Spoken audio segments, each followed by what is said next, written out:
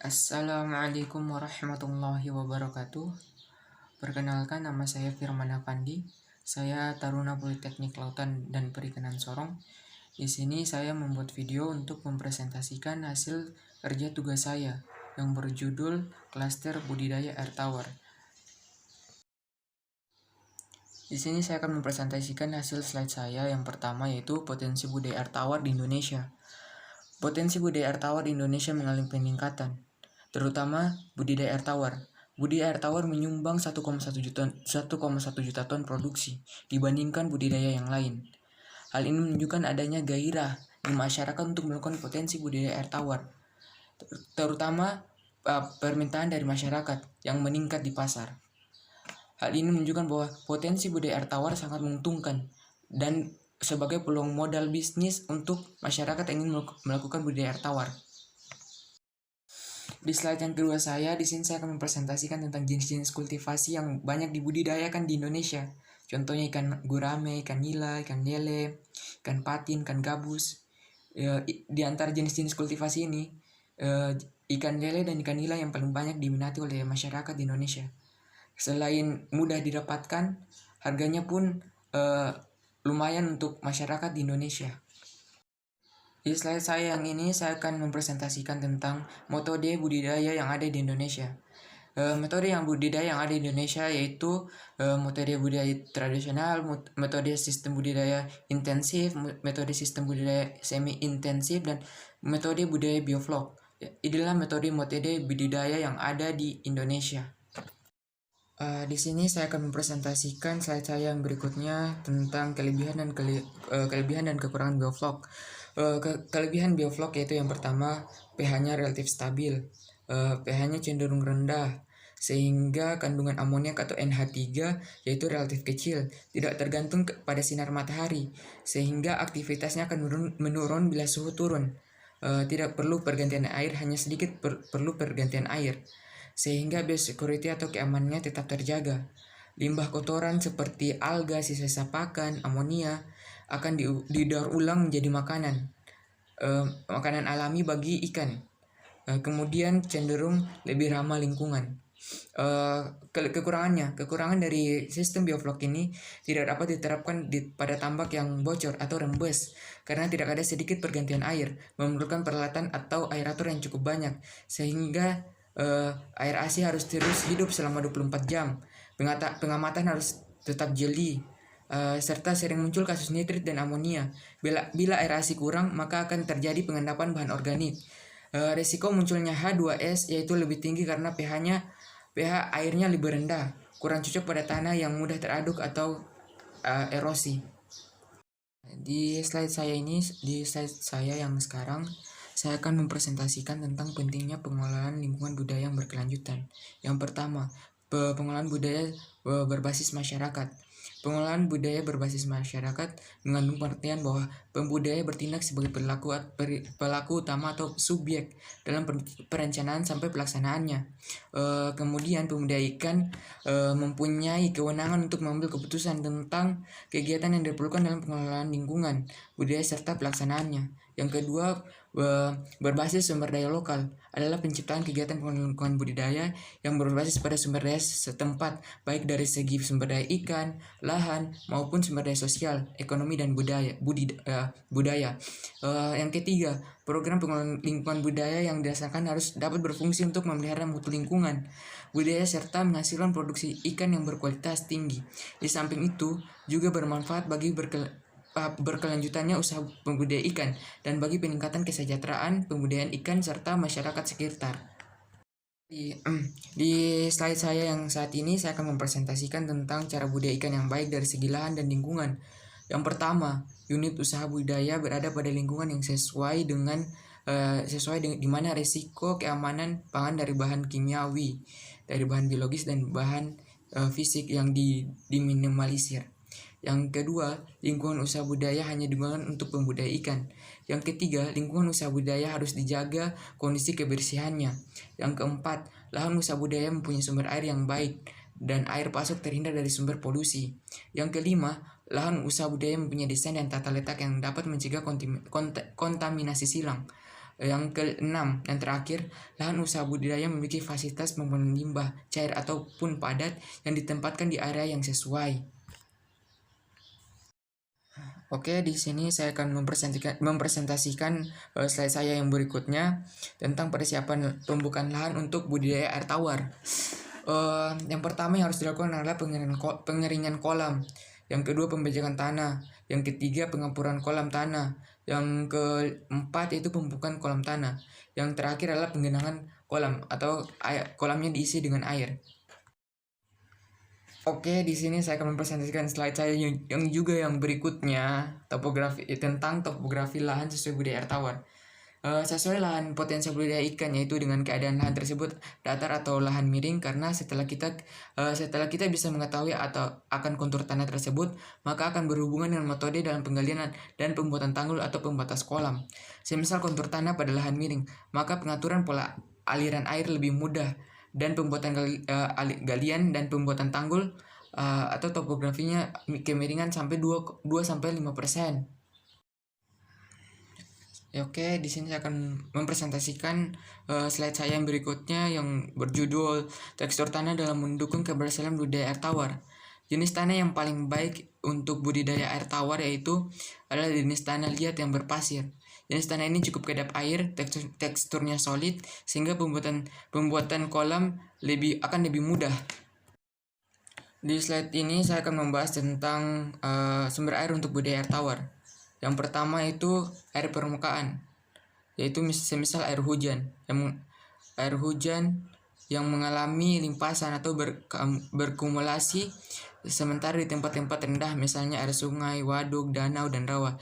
Selain itu, air permukaan dapat juga didefinisikan sebagai air yang berada di sungai, danau, waduk, rawa, dan badan air lainnya yang tidak mengalami infiltrasi ke dalam. Sumber air permukaan tersebut sudah banyak digunakan untuk kegiatan budidaya ikan. Yang kedua, budidaya sumber air tanah, yaitu air hujan yang mengendap atau air yang berada di permukaan tanah. Air tanah yang saat ini digunakan untuk kegiatan budidaya dapat diperoleh melalui cara pengoboran air tanah dengan kedalaman tertentu sampai diperoleh titik sumber air yang akan keluar dan dapat dipergunakan untuk budidaya ikan.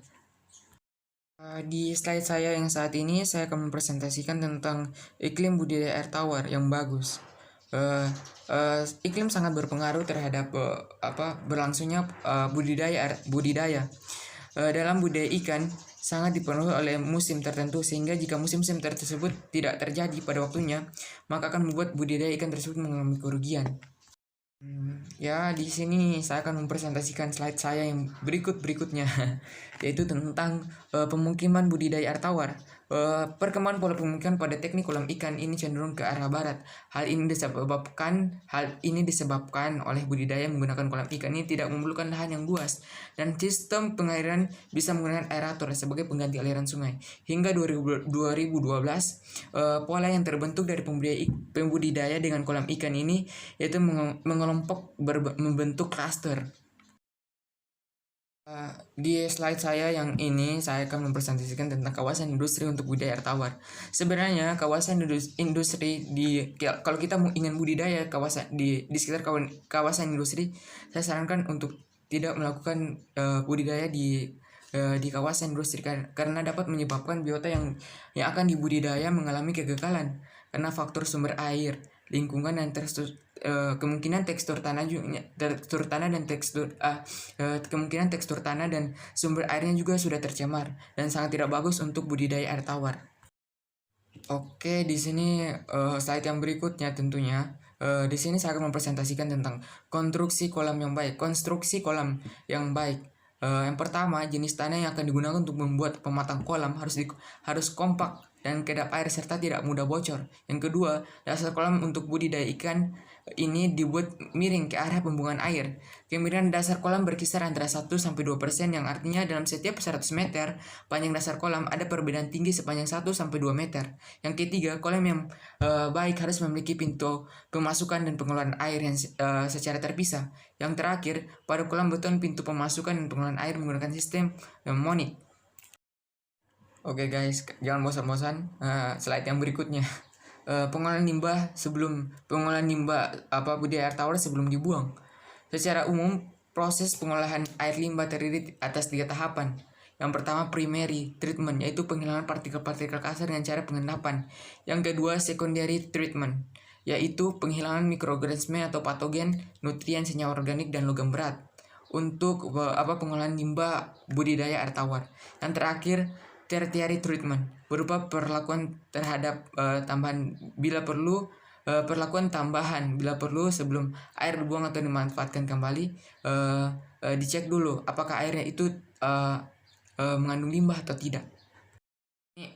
Di sini saya akan menjelaskan tentang di slide ini saya akan menjelaskan tentang budaya air tawar sistem resirkulasi tertutup. Sistem aquaculture tertutup merupakan sistem budaya yang hampir tidak atau hanya sedikit melakukan pergantian air. Air yang digunakan pada sistem ini mengalami penanganan khusus untuk mempertahankan agar kualitasnya selalu terjaga baik dan memenuhi syarat untuk budidaya. Oke, di sini saya akan menjelaskan slide saya yang berikutnya. Jadi jangan bosan-bosan untuk menonton video ini. Kelebihan dan kekurangan sistem resirkulasi budidaya air tawar tertutup.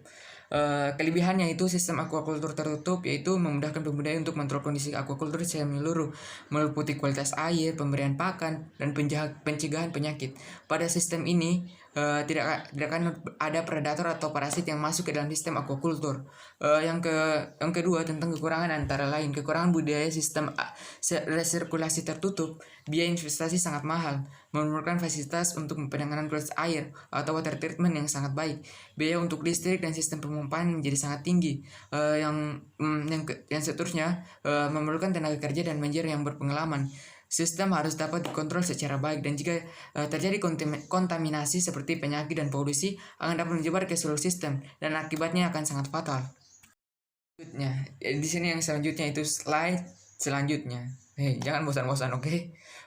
Budaya di slide ini saya akan membahas tentang budidaya sistem air tawar sistem hidroponik. Pada dasarnya hidroponik atau aquaponik merupakan kombinasi antara hidroponik dan budidaya hewan dengan air atau aquaculture. Hewan yang dimaksud dalam budaya ini tak lain dan tak bukan adalah ikan. Menggunakan teknik ini Anda dimungkinkan untuk melihara atau mengembangkan tanaman serta ikan secara bersamaan dalam satu tempat serta satu waktu. Di sini saya akan mempresentasikan slide saya yang mungkin Anda bosan, tapi insya Allah jangan pernah bosan. Slide saya yang saat ini yaitu tentang kelebihan dan kekurangan sistem budidaya sistem hidroponik. Yang pertama kelebihannya. Kelebihan sistem hidroponik yaitu dapat diberikan di mana saja, dapat menghasilkan panen ganda, dapat menghemat air, dan juga sistem budidaya ini sangat cepat perkembangannya. Yang kedua, kekurangan sistem hidroponik yaitu nutrien dan vitaminnya sangat mahal dan sangat mungkin di kota-kota yang kecil cenderung sulit didapatkan. Yang selanjutnya perlu ekstra dalam menjaga sistem budidaya hidroponik ini, memerlukan pasokan listrik yang tinggi. Mungkin itu saja. Sekarang guys, kita di slide yang saya yang terakhir.